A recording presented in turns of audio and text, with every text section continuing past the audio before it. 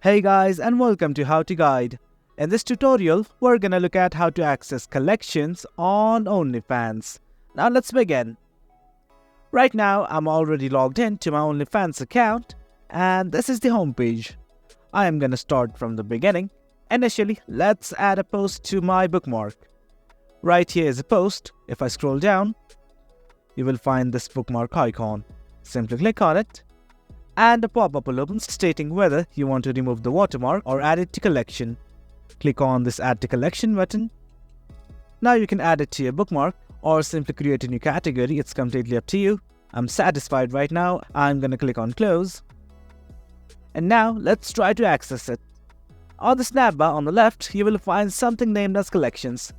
Let's click on it. And right now we're on the Collections tab. There are lots of user lists like fans, following.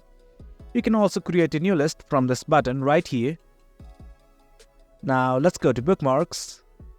And here is the bookmark that I just saved. Well guys, that's it for the video. That's how you access collections on OnlyFans. Hope you guys found this video informative, and for more content like this, do remember to hit like, share and subscribe. Thank you.